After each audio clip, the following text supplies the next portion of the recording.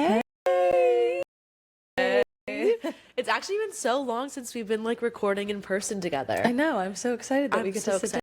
I missed it so much. Hi, welcome back to page 3. I'm Ellie. I'm Sydney.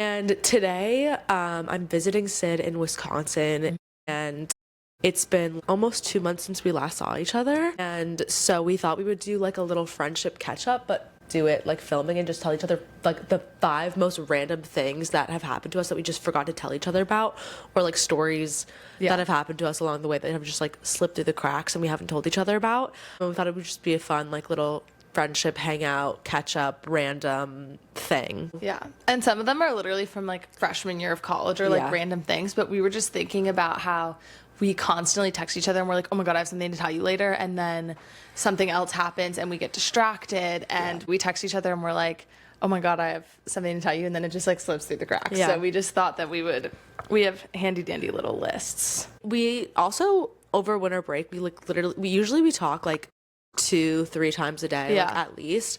And over winter break, we were both just so busy we didn't get to talk at all. So there was just like an accumulation list of things that we had to talk to each other about. But then like a month had passed and we hadn't told each other things. So and now we like, can't remember any of them. Yeah. So it's just like, it's probably just stupid shit that like, it's really not. It's like, oh my God, like I went to the bathroom in a new place. And then we'd be like, oh my God, it's so cool. Yeah. Exactly. But like, it means nothing, but it means something to us. Yeah. Anyways, recently I was working at Coach, which I adored my experience there. Like Syd knows, I was there when she got offered the job on site. Like we were literally walking around the mall and we walked in and they were like, you'd be perfect. Like dead ass. That's like how it happened. It was really cool. So anyways, during my time working there, I like on my break and stuff, I would go to like other shops that were like near, and like I would just go shopping because I love shopping. And I would just like talk to different like sales associates, and it was actually fun to like talk to them, and like now I knew like what they went through. And like I was also working during holiday season, so like everybody like was like Black Friday and all these crazy things were happening, whatever. And so I knew that I wanted to have like, I knew that I couldn't have like some people can, and I respect the fucking hell out of them, but I knew that I couldn't have like work a full-time job and write a novel and do all my other things at the same time and like be in school and do all these things. And like I have friends that do it and I'm so impressed by them every single day. And I think it's fucking incredible. I just knew that I wasn't going to be able to do that, or maybe I'm just putting limitations on myself and I could have, but I wanted like a part-time job. I wanted like money to come in. Yeah. And I wanted to like have something to like also take my mind off of the fact that I was in school and like have an outlet. So I was like, okay. And Coach like offered to like have like cause I was seasonal. So then they offered to like bring me on full time, but it was going to be like a lot of hours and a lot of time. And I was like, I just don't think I can do that. So then I went next door to this place called Gorgiana, and it's like a jewelry store, and I loved that store. And somebody gave me advice of like, why don't you go in and like exchange like discounts with different people around the mall. Like just be like, I'll give you my discount and you give me yours. Like you should do that. And I was like, oh my God, that's so smart. I love that. Yeah. So I went to Gorgiana, not even thinking about that, but like whatever. So I went in and like made friends with like a lot of the sales associates there, and she was like, oh my God, like we're applying to have new people in January, like you should apply. I was like, okay, like maybe. Like every time I came in, they were like, you should apply. I was like, oh my God, okay, like yeah, like I'll apply.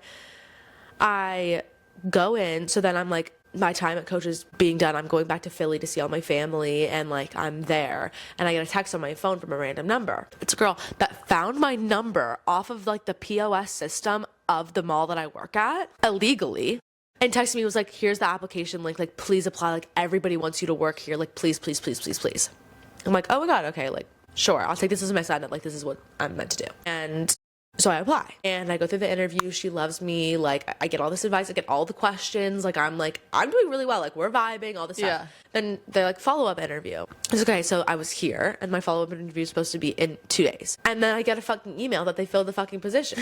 And I was like, are you fucking serious? Keep like in mind, you didn't even tell me like I didn't know any of this. Like I didn't know you applied. I didn't know you were talking to them. When I'm like in the process of like applying and doing those things, I wouldn't like be offended that you didn't tell me, but I just think it's crazy that I'm finding out you didn't get the follow-up interview, but I didn't even know. No, but I did get the follow-up interview. I literally got the follow-up interview and she's like, I can't wait to talk to you. Like I'm so excited. Yeah. And then I don't get the fucking job because somebody else filled the position. Before your interview even happened. Before the interview interview even fucking happened. And my second interview, at the end, I always ask the same question at the end of every interview. Is there anything on my resume or anything that I've said today that makes you hesitant to hire me? And can I give you any clarifications right now? She's like, no, I loved this interview. Like, I have such a good feeling. Like, you don't have anything to worry about. Are you serious? I have some fucking shit to worry about. Are you fucking kidding me? I got that email and I was like, are you serious? Like, you illegally found my phone number online and then you texted me to apply and I didn't even get the fucking job? What the fuck? Like, that's fucking crazy. All of that for them to reject you is just nuts. It's fucking nuts. And like, at the same time, like, it's fucking working in a jewelry store. It's talking to people. It's fucking talking to people. Whatever. What the fuck ever. Like, I was ready to come in and be like, my UPT is so strong. I was ready to come in and be like, one day I sold like X amount of dollars. One day, my whole shift, that was just me. Like, you know what? They lost a good one, but it's okay. Literally, as soon as I saw that email, I was like, it means something new is coming for me. An angel lost her wings. I was texting my girlfriend about it and I was like, no, it's literally going to be fine because it means that something better is coming for me. And I will not let anybody ever, I hope that I always keep my optimistic spirit because I think it's one of the things that's always gotten me through things. Yeah, I hear that. I agree with you. Yeah. Okay, your turn. Okay, my next one's not a story. It literally happened last night. It's like one tidbit of information. But I'm so confused on how this It was after we went to bed. I just couldn't fall asleep. Okay. I made a psychiatry appointment. Oh my God, I'm so proud of you. That's so exciting. Oh my God. Okay, I'm so excited. That's fucking epic, Syd. I'm really happy for you. That's awesome. On Monday. Okay, for anybody that doesn't know. Okay, I have a touch of the anxiety. She's got a touch of the anxiety. But also, okay, I was like medicated for a long time. Not that you guys need to know that, but I was like medicated for a hot sec. Like freshman year of college, I was like super, super depressed, super anxious, like not even a functioning person. Was medicated for a while. Then I switched medications. It was a whole journey. And then basically I got like a health diagnosis. And so I had to like get off of all of my medications in order to deal with like this health crisis I was having. And so since then I haven't been medicated, which is fine. I'm not like craving to be medicated by any means. But I also since then have ghosted all psychiatric and therapy help appointments because I like had this health issue and I was like, you guys have to sit on the back burner. And so then this week we were talking, I was like, it's kind of been a while since I like went to a psychiatrist or a therapist. Well, we were just talking also about like, well, I think I asked you, I was like, oh, would you ever go back on your anxiety medication? Because I came a year ago to see Syd and we were like hanging out and that was like loosely right when I got off of it. And that was, and you were like, no, like I'm actually surprised by like how well I'm doing on it. And yeah, it's just a journey. I think we should have like a whole conversation about like maybe an episode if that would be anything of interest for people of like the anxiety and medication journey, because something that I think is I was on medication and then I was off of it for a year and then I went back on it. And I think I went through a phase when I was off of it that I like really believed that I could like microgreen my way through it. Like I had fallen into like the category of people thinking like, oh, you know, like the like healthy side of like California. Like I live in California and everybody would be like, no, like spinach is the way. Like if you just eat enough greens, you're gonna be fine. Like it's what you eat, like it's fine. Like I really do, like I love the holistic side of things. Like but you just needed that damn medication. I just needed that damn medication. I'm so respectful of like the holistic version, like the Chinese medicine and all of those things, like the naturopath way. Like I really do believe like go to the farmers, not the doctors. Like I really do believe that. But then there are also circumstances where I'm just like, I respect it so bad, but like nothing has ever made me feel better about my anxiety than my relationship with God and my meds. There's like a fine balance of like naturopath versus holistic versus medication versus like I wanted to literally be a nurse. Like I clearly believe in medicine and doctors and all of the things and whatever. But like I really liked how I handled not being on meds. I also like go to a naturopath for the health issues I was dealing with because I can't even express to you how many fucking things I tried before I met this doctor. And so being off my meds, I was like able to handle a lot better because I was doing like all of these other supplemental things with my naturopath. And so I don't necessarily like know if through this appointment I like want to be remedicated because I do really like not being medicated in the sense that like I don't necessarily know if I want to take another medication every day because I'm already taking stuff every day. Yeah. And I also like the wean off and wean on was so fucking miserable that I like don't know how down I am to do that part again because the problem is that like I don't really like the idea of being on something for the rest of my life, which keep in mind like I've taken numerous medications in which you're supposed to be on them for the rest of your life, or like there's not like a set end date. That's like more accurate. There's not an end date, but I just like don't like the idea of being like reliant on this thing that I like can't get off of, which I've gotten off of before. So like clearly it's really fine. Anyway, we were discussing this like all weekend about how I was like, yeah, like I have all these symptoms. I feel like I've been misdiagnosed and like I don't even know. And so I made an appointment last night because I was like, when I couldn't sleep, I was like, I really need to get this shit figured out.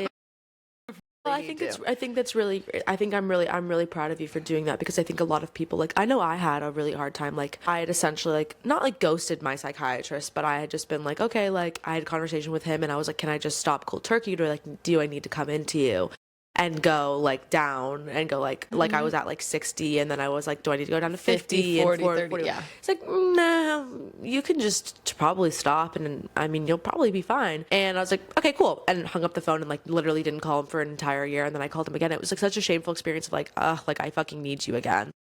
I like failed. Like, he was so kind about it. He was like, you know what? Like, I remember coming into that session, he was like, listen, like, and he was going back and like all of my records, and that was the thing. Like, I know some people have like really complicated relationships with their psychiatrists and they really struggle with it and all this stuff. And I remember when I was talking to my psychiatrist about it, he was like going back in my files because I'd seen him for a long time, and he was like flipping through pages and being like, you were doing so well, like we can get you back to this space, like I promise, like it's gonna be okay, like you're in a great space, like I'm happy for you and all these things. And it was just really like comforting, because I at that point in my life I had literally tried everything. I had been like doing fucking bone broth and fucking salads and working out and meditating and doing like all of the 3 M's, like meditate, I don't even know, there's like, and you do all of these different things, and I was doing all of them, and it's like such a grueling process to look around and be like, oh my god, like. And then it came to a certain point in my life where I literally couldn't even get out of bed because I was so filled with anxiety, and I'd never experienced that before. And then like clockwork, it was like that 2-week mark of like my medication hitting me, and I was just like, ta-da. Literally, you just feel like, and it's just like a weight gets taken off your shoulders. Like I just feel like myself. And I remember a friend of mine's mom, like I talked to her about the medication journey, and I was like, I just feel like it's gonna make me somebody into who I'm not. And she was like, but your anxiety is not who you are, and like your depression is not who you are. And I remember that like really stuck me of like, oh, I'm not my most anxious moments, like anxious is also not who I am. And I really feel like I'm back to who I am when I'm medicated. And of course I still have days where I'm like not doing great, but it's just way easier to like mitigate it. Yeah. I also just like, I don't know. I also don't think I have ever been on the utmost correct medication. For sure. But also if you... My first ever therapist snitched on me. I feel horrible. Okay. She did call my mother and tell her everything I said in my appointment under the guise of like, well, you're not 18 and your parents are concerned for your safety, which not once did I say something along the lines of like, I'm feeling like, they ask you, do you feel like you're going to harm yourself? Do you feel like this thing? And that's like when, if you say yes, they have the green flag to communicate like to whoever your person is. And I never once said any of that. I literally was explaining like, I'm anxious, I'm being bullied, school is hard, like whatever. And she like outright told my mom everything, which like my mom did not know any better. My mom has never had a touch of anxiety in her life. She's never been to a therapist. She is glass half full, beat bopping through life. Like, she truly is beat bopping through life. Like, she wouldn't even know. We were on the phone with her last night, and Sid was telling her something like about like a dream that she had and like the subsequent like things, anxiety that it gave her. And she was like, there's something wrong with you. Like, really, like what is going, like she was like, I'm the only normal one in this family. Like, keep in mind, like I'm like a ball of anxiety. My dad definitely is like a more anxious person, and my sister situationally gets anxious. And my mom literally like can't understand it. And she like, bless her heart, she tries, but she like really doesn't get it. So when my therapist told her everything and my mom then told me that she told her everything, I was like, so that was the end of her. Then my second therapist that I saw all of freshman year of college, when I was like not leaving my bed, she left the practice, and when I went to make my like appointment with her, radio silence. And then the practice called me and was like, I'm so sorry, she doesn't work here anymore. And I was like, I feel like I should have known that. And then literally right around this time was when I started having all these health issues, and so then it just kind of fell on the back burner, and I kept seeing like a school sanctioned one so I could get my medication. Like, they just transferred me to a UW one, like, at the college I go to, and just, like, a psychiatrist to, like, check in with me and, like, write my prescriptions, essentially, but I, like, wasn't seeing anybody, like, one-on-one or, like, any counseling or anything, and then it's just kind of been since then. So then I figured, also, I, like, even at the best I've ever been doing in my life, I still think, like, everybody could benefit from therapy or some sort of counseling, just because, like, it's just nice, like, it's a good space to have for yourself, even if you go once a month or once a week or whatever it is. So that's also part of the reason I want to go, because, like, I don't necessarily, well, I know for a fact I'm not doing nearly as bad as you possibly could be compared to what I was freshman year. Like, I'm really, like, doing fine, and there's, like, nothing to be concerned about. I mostly just was like, this would probably be good for me. It's been, like, 3 years since I, like, made it a priority for myself, and I think it should be a priority for yourself to, like, take care of your mental health. Totally. I'm very proud of you for doing that. I think it's fucking awesome. Thanks. Now this is a mental health episode. I know. I'm like, no, I'm really proud of you. I think that's amazing. I also think that it's sometimes that I feel like me and you are kind of similar in this way, and totally correct me if I'm wrong, but I feel like sometimes it's just nice to be able to go to somebody and upend every last fibrous beat a dead horse. It's like almost like throwing up onto like my therapist's lap and being like, okay, I'm like expelled all this stuff and now I feel better, goodbye. And like that's kind of like what therapy is now. No, that's not necessarily true, but like if I have something going on, like I just feel like it's like almost like a reset for me. And I think sometimes it can be hard to know that you need that reset, because I think both of us kind of push past like the point of no return, and then we're like in the depth, like we get to that ignore point. a lot of speed bumps. We ignore a lot of speed bumps. We're fucking in our matching car. We have the same type. We also had the exact same car in high school. We had the exact same car. Yeah, it's amazing. So in our matching cars, we're blowing past, going straight to the edge. That's crazy. There were stopping points back there. Shit, literally. That's how we, because I think we're just not very, and we're both extreme people pleasers, so I think we struggle to like realize that we have our own needs that need to be met until it's like far too late. Totally. Really quick, should we do 3 instead of 2, because this is kind of getting long and I'm hungry, or do you want to keep doing 5? No. Okay, I'm gonna pick a good one. I'm looking at my list. Okay, I know which one I'm gonna tell you.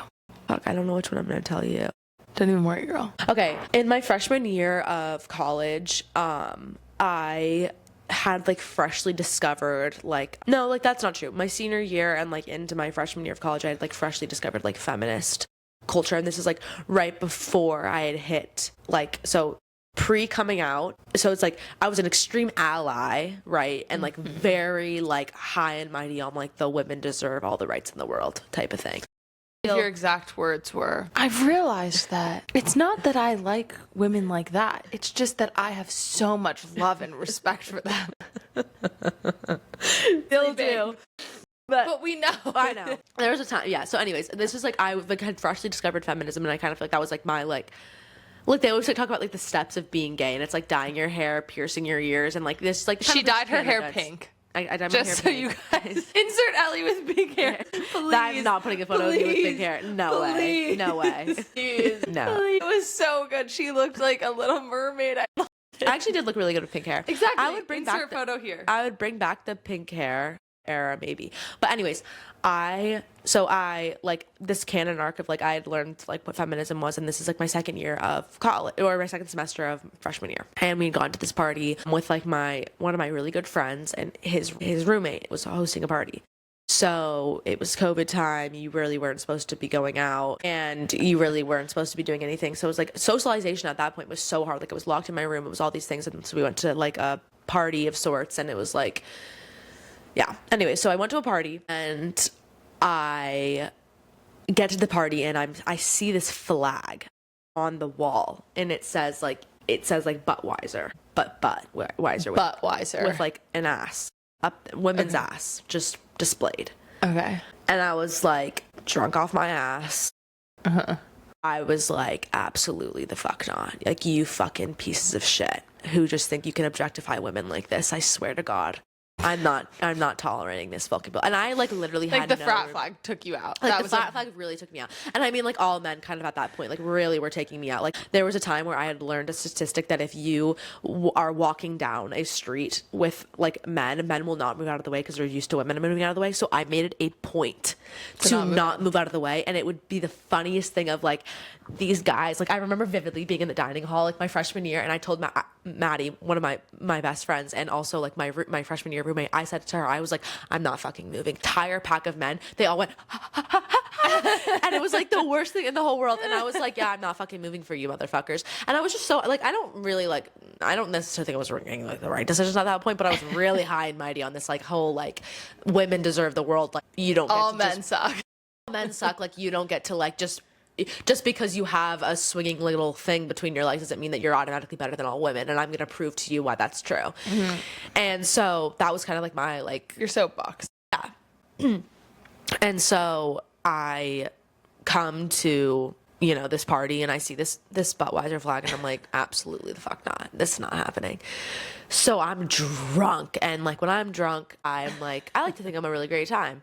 Everyone's partying. They're all like, whoa, whoa, whoa, whoa, whoa. And I'm, like, in the middle of this fucking room. And I see this Budweiser flag. So I'm like, you know what? Fuck that. So I clock one of, like, pitch one of them up so that, because it was, like, on two, like, little tacks. Yeah. Also, if you're going to put a fucking flag up, maybe use some more, like, secure things, right? So I tip one up and then it tips, like, to the side. And I'm, like, looking around. I'm like, oh, did anybody see? Like, nobody saw. Nobody fucking saw. So I take the other side off and I bring it down and I'm holding the flag in my hands. And Maddie had a fucking cutesy little purple backpack that we would shove shooters into, and I grabbed the backpack and we were all opening it together and, like, shoving the flag in there, and then the flag was just gone and I was like, I just successfully stole a flag. I still have this flag, by the way. I still have this flag in my possession. Yeah, it's in my room at home. I still have it. Literally. And, like, the next... When you had all of your college items and you've also moved 3 times since, and you were like... I literally was like, I'm keeping this fucking... It was one of the most iconic things ever. Also, like, all of them were kind of like douchebags to us, too. So I was like, you know what? I don't really care about stealing this fucking flag. Also, it's, like, probably $10 off fucking Walmart. Get more creative with your fucking flags. Anyways, so, yeah. So I stole the flag, and I really didn't feel bad about it at all. Until the next day when they were like, somebody stole the flag. Anyways, moral of the story, I stole the flag. They were trying to come after me in the end, and then I just kept it, and I still have it in my room to this day. Okay. Mine is also kind of a klepto story. Okay. Freshman year, my roommate was also named Ellie, Elli instead of Ellie. Her name's Eliana, but I've never called her that.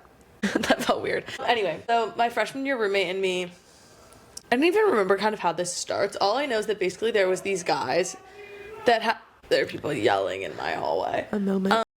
There was these guys that had this, like, women's restroom plaque, like, from the front of the dorm, like, bathrooms. Mm-hmm. They had, like, taken it and hung it up in their room. Okay. And I know me and Ellie both saw it, but the night that it was stolen, I don't think I was actually present. She, like, drunkenly took it. Okay.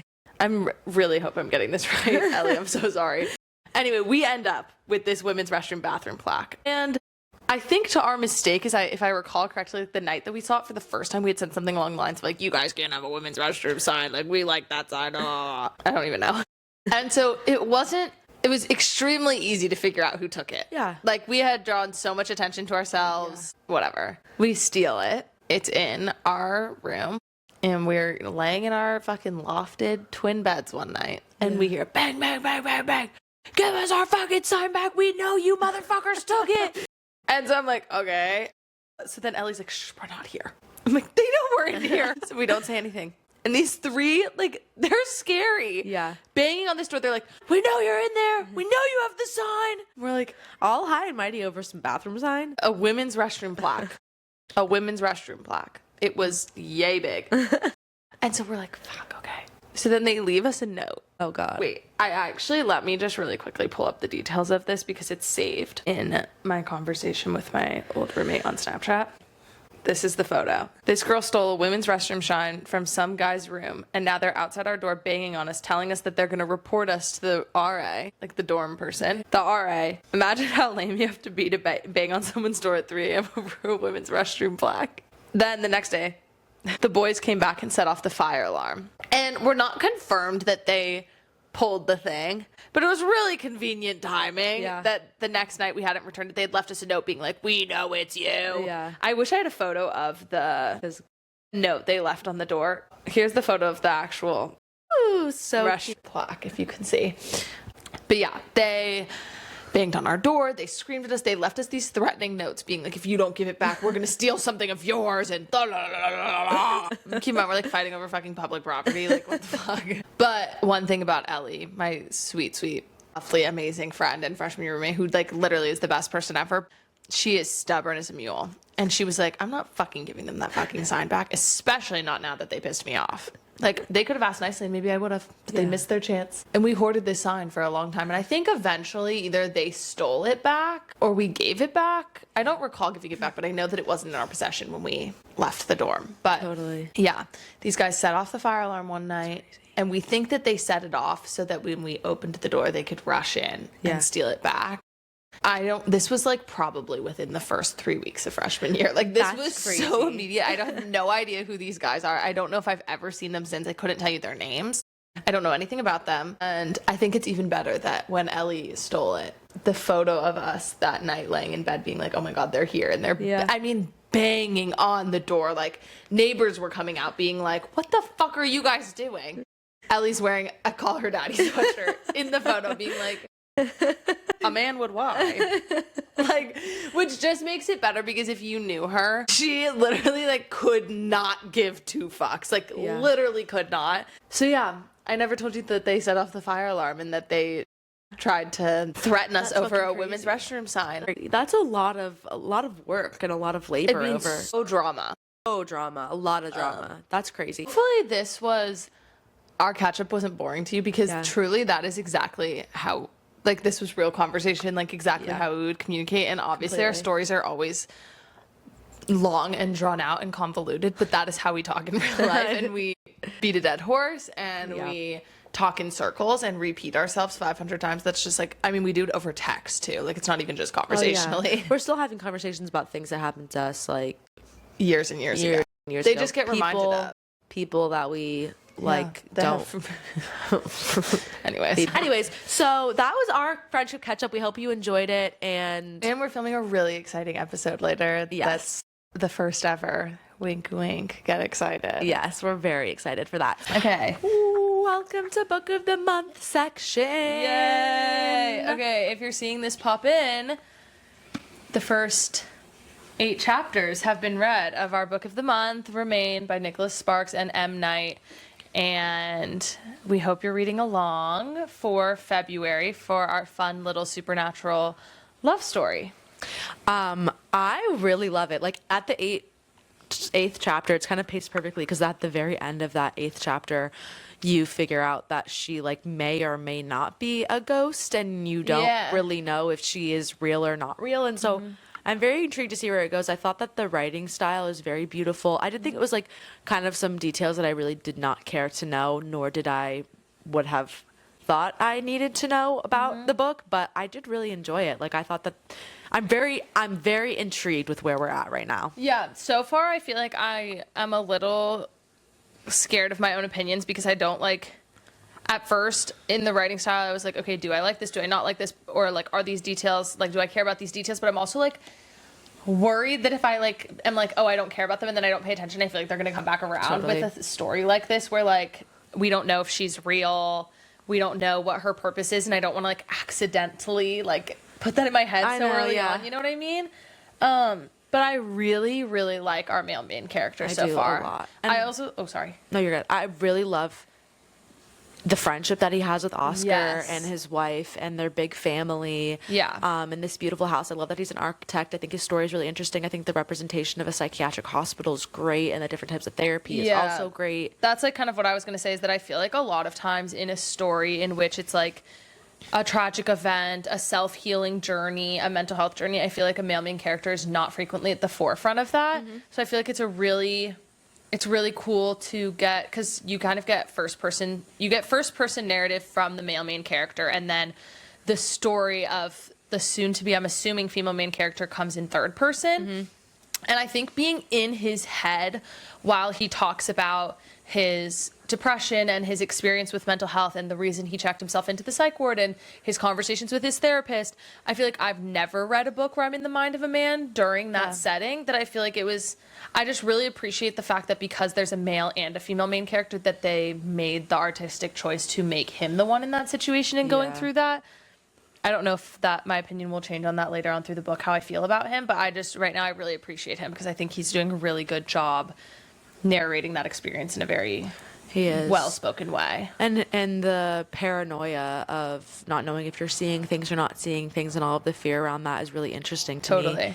And it's just his visions, is that what you mean? His visions and like all of this experience. It's interesting to go through the mind, and I think this is a different approach because usually like it's not leading towards love, which seems to be like what's going to happen in this situation. It's usually leading towards like some scary thing. So this is, it's like circumventing.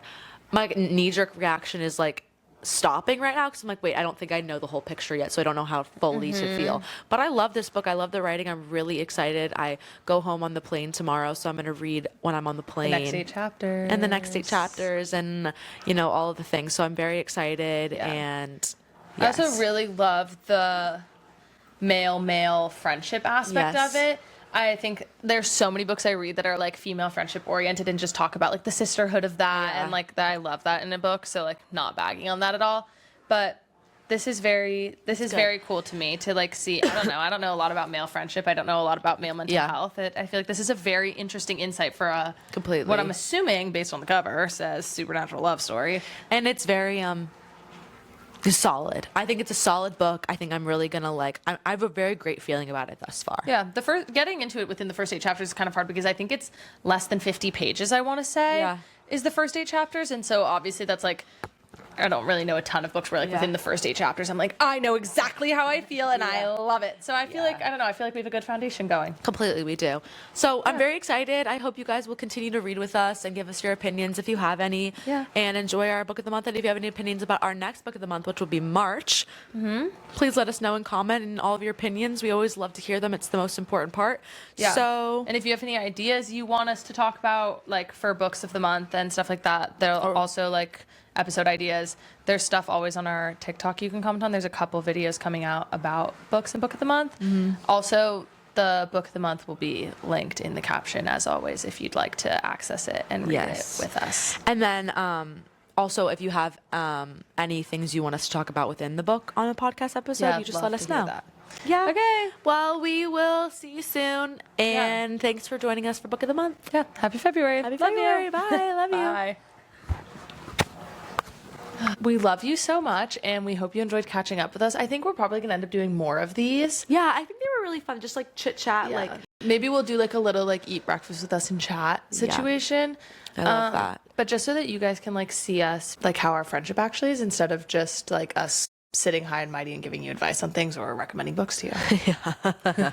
Or talking about books in general. Just talking about, like, real life things. Also, there's probably way more stories that we have, or just like story times of crazy things that people can relate to them. Sure, hopefully. Yes. Okay, so we'll see you in the next chapter. Thank you for joining us. See you in the next chapter. Bye. Love you. Bye.